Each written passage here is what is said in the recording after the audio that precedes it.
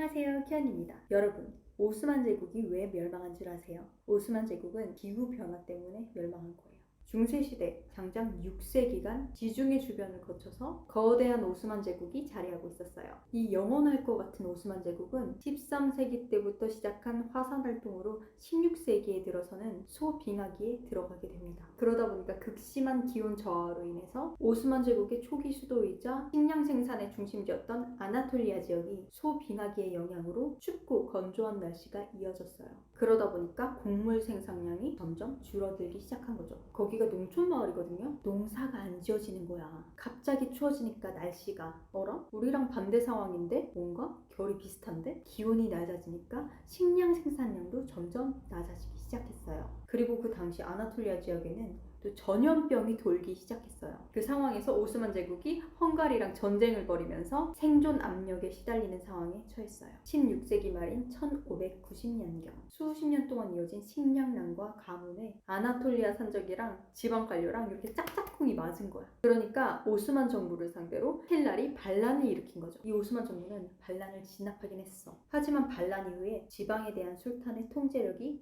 약화되었어요.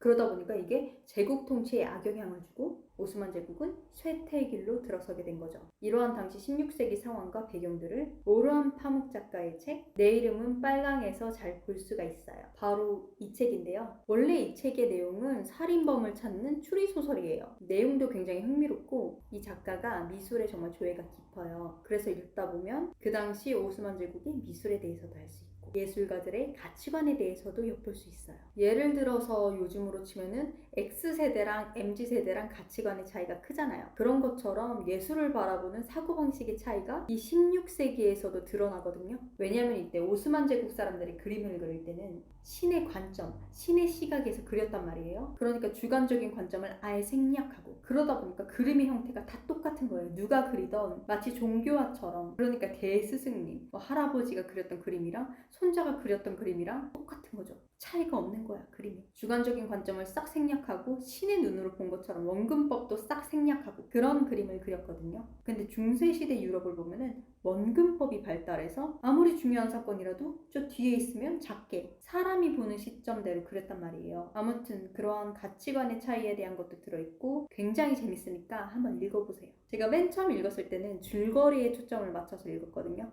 누가 범인일까? 여기에 초점을 맞춰가지고 읽었는데 이제 두 번째, 세 번째 읽을 때는 그 당시 배경에 더 초점을 맞춰서 읽게 되었어요. 그러다 보니까 와, 이게 현재 우리 상황이랑 정말 비슷한데? 라는 느낌을 받았어요. 그래서 제가 이 책에 나오는 몇 구절을 읽어드리려고 해요. 이스탄불에서는 더 이상 돈은 가치가 없었다고 한탄한다. 한때 큰 빵 한 덩이를 은화 한 개에 팔던 빵집이 이제는 같은 가격에 절반 크기의 빵을 굽습니다. 왕실의 조폐국은 교묘하게 각 동전의 은의 양을 줄이고 있습니다. 예니체리 정예부대는 임금이 깎인 것을 알게 되자 폭동을 일으키며 우리 술탄의 궁전을 적의 요새처럼 포위했다. 이 과거의 상황에 현재의 상황을 한번 투영해보는 건 어떨까요? 앞으로 기후위기로 발생할 위협들이 예상되지 않나요?